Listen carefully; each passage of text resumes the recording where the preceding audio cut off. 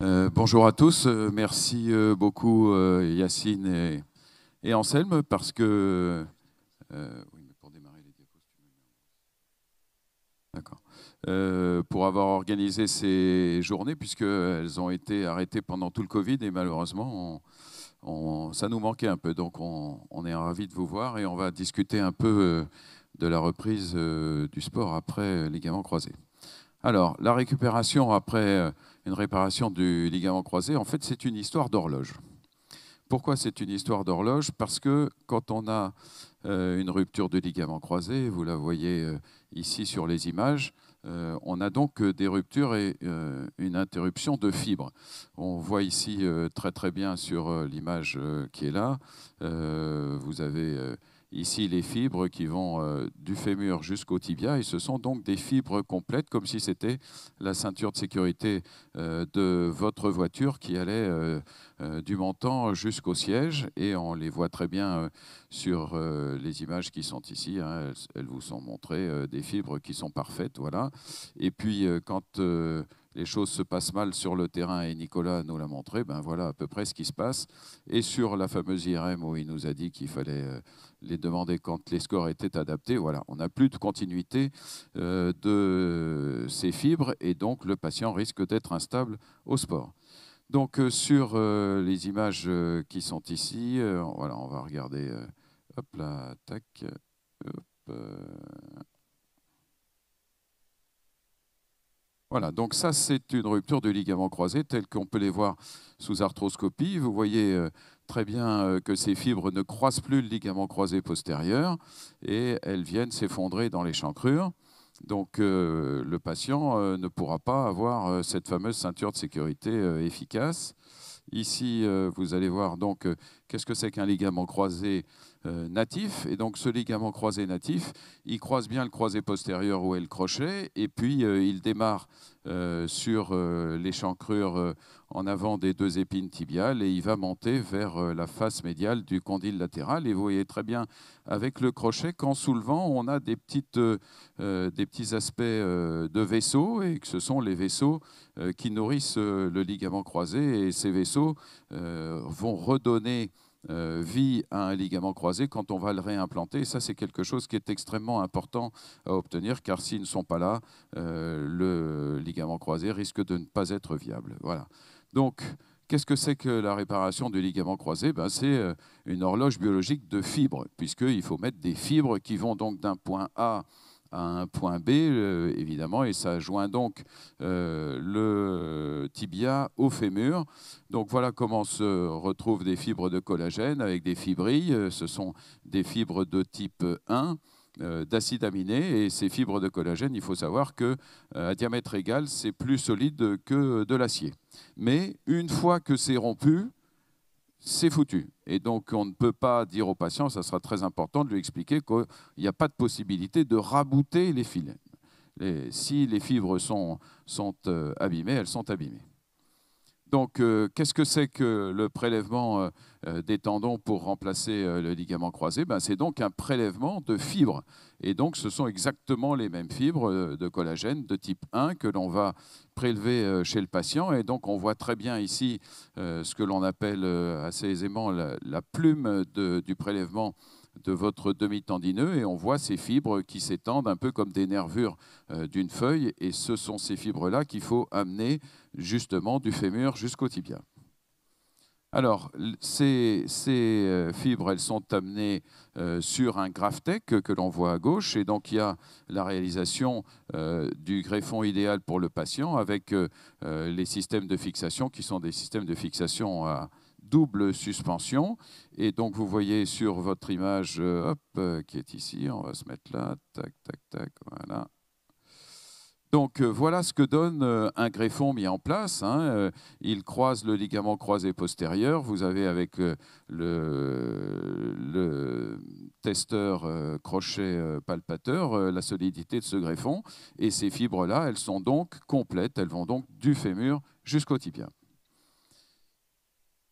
Donc, il faut savoir que ces fibres de collagène, elles ont une horloge d'intégration et on a la chance que cette horloge d'intégration, elle soit à peu près reproductible et à peu près connue. Donc, cette intégration, elle se fait environ à 6 mois. Il faut environ 6 mois pour qu'il y ait une synovialisation. Et la synovialisation, on en a parlé tout à l'heure, c'est la réalisation de la reconstruction des petits vaisseaux qui sont sur la surface de ce ligament. Et voilà ce que c'est qu'un ligament croisé qui a été greffé à 5 ans. Donc on a la solidité et puis on a surtout la surface de synoviale qui apporte de quoi nourrir ce greffon, puisque ça devient donc un ligament. Ça n'est plus un tendon, mais ça devient un ligament qui est nourri par l'enveloppe de l'articulation.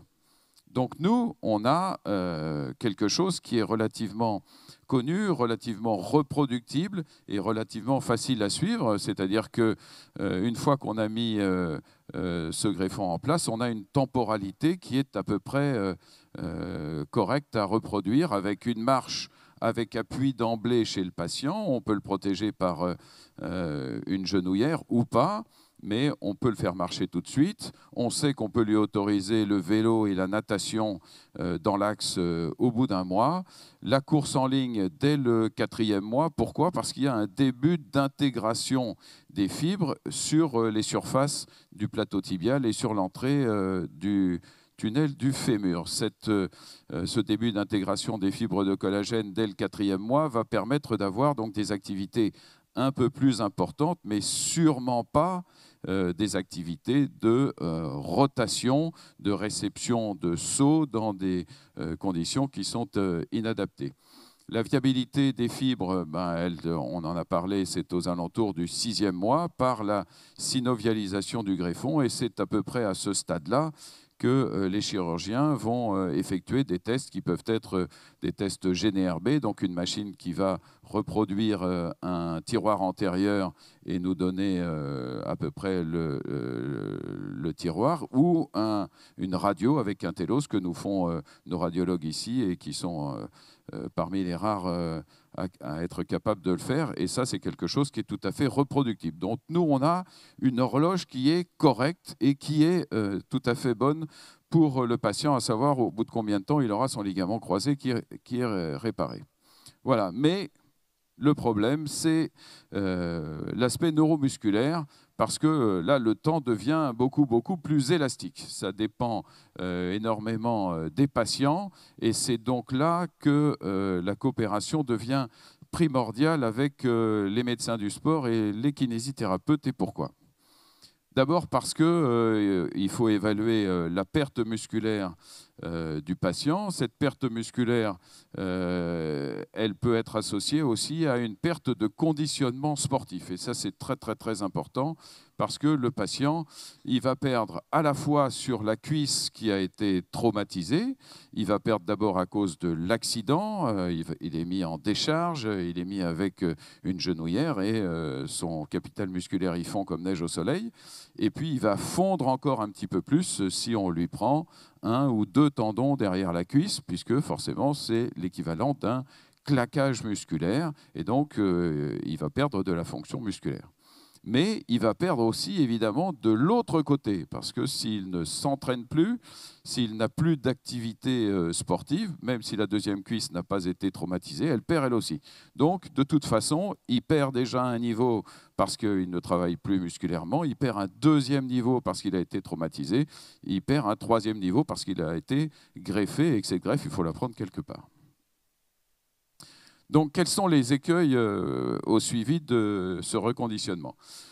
Ce sont les mauvaises préparations physiques en amont de l'accident, parce que on a beaucoup de patients qui ont repris l'entraînement et qui se blessent en début de saison. On les voit tous aujourd'hui. Ah oui, je me suis pas vraiment entraîné pendant l'été, ou comprenez, j'ai passé un concours, ou j'ai déménagé, et j'en passe, et des meilleurs. Et là, donc, comme on en a parlé, il y a une perte du conditionnement musculaire puisque le patient a arrêté tout ce qui entraînait et tout ce qui maintenait à flot ses capacités. Il y a aussi une perte de confiance de l'athlète parce qu'il faut bien comprendre que c'est un vrai traumatisme et que un nombre non négligeable d'entre eux ne reviendront pas au stade où ils étaient avant. La perte musculaire de prélèvement des ischio-jambiers, on vient d'en parler, et il peut y avoir un dysfonctionnement du couple kinésithérapeute-patient, tout simplement parce que le patient peut avoir l'impression que d'aller chez le kiné, ça suffit. Et donc, vous comprenez, je fais déjà 4 séances de kiné par semaine. Et donc là, s'il fait 4 séances de kiné par semaine, il a l'impression qu'il va donner son genou au kiné et que ça doit être le traitement miracle. Mais s'il oublie qu'il doit travailler par lui-même, si le kiné lui transmet certains exercices qu'il doit faire mais qu'il ne fait pas, on va tout de suite perdre évidemment une grande partie de l'activité. Et puis il y a avoir donc cette incompréhension du patient sur la nécessité d'un travail personnel. Donc quelles sont les armes ? Les armes, c'est d'un point de vue rééducationnel impliquer le patient dès le préopératoire pour qu'il puisse commencer à travailler avant sa chirurgie pour retrouver des automatismes qui sont à utiliser après et comprendre ce qui va se passer. L'intérêt de démarrer la rééducation en préopératoire, c'est aussi ne pas négliger le genou sain, parce qu'il va falloir le faire travailler de manière bilatérale et qu'il commence à intégrer un schéma de travail corps entier. Et dès le 6e mois post-opératoire, des tests apportent un diagnostic de déficit musculaire. On a un peu synthétisé ici les tests qui peuvent être intéressants à lui faire, qui sont réalisés de manière courante par les kinésithérapeutes. Ça, c'est très important. Alors, quelle est l'arme en plus? Alors, sur les centres qui sont un peu plus favorisés, comme le nôtre, évidemment, cette arme en plus, ça peut être le Cybex. Qu'est-ce qu'il va apporter? Si on le fait relativement tôt, le patient va pouvoir intégrer sur la machine où il travaille quel est son déficit. Et ça lui met une encre intellectuelle pour...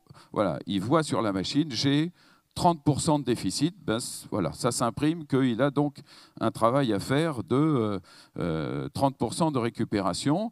En discutant avec nos kinés, ils ont l'impression de voir chez les patients, sur un patient qui travaille correctement, une récupération d'à peu près 10% de force par mois quand il est très investi. Et ceci correspond à peu près à une récupération d'1 centimètre de diamètre de cuisse. On le voit, nous, en consultation, quand ils arrivent, ils ont 3 cm, 4 cm de déficit. Quelqu'un qui travaille bien, il va récupérer à peu près 1 centimètre de cuisse sur son travail. Alors, les armes d'un point de vue du médecin du sport, ça, elles sont elles aussi très importantes. Une appréhension des causes initiales de l'accident, parce que le patient, n'ayant pas retrouvé une ergonomie correcte ou n'ayant pas été préparé correctement ou ayant un déficit musculaire, peut tout à fait reproduire exactement le même accident et donc reblesser ce genou. Donc, rechercher un bilan musculaire en recherchant un déficit, notamment du moyen fessier, le contrôle de la stabilité du bassin et ou du grand fessier pour une rotation externe de hanche. Pourquoi? Parce qu'on l'a vu avec Nicolas qui nous a parfaitement bien montré ces images, toutes ces images qu'il avait, tous les patients que l'on a vus sur le terrain, ils avaient tous posé leurs pieds, ils avaient stabilisé leurs pieds et puis ils ont tourné autour, affaissé leurs genoux et rompu le croisé. Donc c'est quelque chose qui se fait extrêmement facilement, qui se renouvelle extrêmement facilement. Et donc pour ça, il faut avoir la capacité de savoir s'ils ne vont pas reproduire exactement le même système. Évidemment, une approche psychologique et un projet de réathlétisation, parce que s'il n'y a pas de projet, il n'y a pas d'avancée. Donc ça, c'est quelque chose qui doit être très important. Et puis là, c'est là où les médecins du sport vont pouvoir faire un travail ciblé avec les équipes, leur sport et les coachs. Et un dosage fin des gestes et des interdits qui va être la synthèse des tests psychologiques et athlétiques pour pouvoir leur faire monter marche par marche la réathlétisation jusqu'à reprendre sur le terrain avec une certaine sûreté de ne pas se reblesser. Et puis, il y a évidemment les sportifs de haut niveau qui, eux, sont dans un autre univers. C'est clair que s'ils sont pris en charge tous les jours, s'ils ont une prise en charge à la fois des médecins du sport, à la fois de l'équipe d'entraînement, des kinés sur le terrain, ils vont avoir un suivi et une récupération qui ne sera absolument pas la même qu'un patient qui fait 2 entraînements plus match et qui n'a pas de suivi particulier. Alors, la synthèse de la prise en charge de kiné et médecin du sport, c'est une évaluation fonctionnelle et neuromusculaire. Il y a plusieurs tests, mais on parle d'un test qui s'appelle le Key Start Test, qui va évaluer à la fois des évaluations de saut, de force musculaire, de réception de saut, puisque la réception de saut est elle aussi importante. Est-ce que le patient peut le faire dans une dynamique propre, antéro-postérieure correcte, bien amortir, ou si on s'aperçoit qu'il y a un côté qui commence à partir un petit peu dans le mauvais sens et qui va donner des signes négatifs. Puis l'évaluation de l'état psychologique lié à la reprise sportive. Avec tout ça, le médecin du sport, il va pouvoir dire, voilà, toi, tu as le droit de courir, tu as le droit d'être sur le terrain, tu as le droit de commencer certaines rotations, mais je t'interdis d'aller au contact, je t'interdis d'aller faire certains sauts, certaines réceptions, et voilà, de permettre un suivi un peu plus correct de son évaluation. Alors, les statistiques de ligaments croisés opérés, c'est que seuls 55 à 65% des joueurs vont retrouver le même niveau à 3-4 ans post-opératoire. Donc, vous voyez qu'il y a un aspect non négligeable de glissement sur ces patients, et c'est là où le travail doit être effectué pour mettre à la place du patient un projet sportif, une réathlétisation, un suivi, et c'est ça qui est très important. Le taux de rupture itérative est aux alentours de 5 à 10%, ce qui est quand même relativement important, et de 4 à 8% du côté opposé. Donc, ce n'est pas que le ligament a été mal posé ou que la chirurgie n'est pas bonne, c'est que simplement ces patients traumatisés se retraumatisent à la fois du côté opéré, à la fois de l'autre côté, et les joueuses ont 4 fois plus de risques de rupture et encore plus de léser le genou contralatéral. Donc on voit que les filles sont en train de monter en puissance dans ces accidents, mais avec un taux de réaccidentalisation qui est très important. Donc, ce qu'il faut savoir, c'est que la prise en charge est donc une prise en charge pluridisciplinaire. Et nous, ici, dans l'environnement de la clinique du sport, on a la chance d'avoir ça, c'est-à-dire un travail en commun qui se fait pour intégrer le patient dans son projet sportif, diminuer les risques de rupture ou de rupture contralatérale. Ça se fait donc avec les médecins du sport, avec les kinés du sport, avec les podos du sport. Et donc tout ça va créer une ambiance qui est évidemment positive pour que ce patient puisse reprendre dans des activités sportives qui lui font plaisir. Mais vous voyez que l'horloge, elle devient à géométrie variable, parce qu'on ne peut pas dire au patient, on vous a opéré, 6 mois après, il y a la synovialisation, vous reprenez tout votre sport et il n'y a rien à craindre du tout. C'est au contraire une prise en charge multidisciplinaire, et c'est là-dessus qu'il faut évidemment mettre l'accent aujourd'hui. Et les durées de réathlétisation, elles sont variables, entre 6 pour ceux qui sont très bien pris en charge et qui sont pris en charge de manière privilégiée, à 12 mois pour des gens qui vont traîner un petit peu, mais en tout cas, c'est ça qui est très important. Voilà, alors je voudrais remercier la collaboration avec les médecins du sport et Claude Labanère qui a discuté et échangé avec moi sur ce sujet, et Mathieu Escudier chez les kinésithérapeutes, et merci à vous.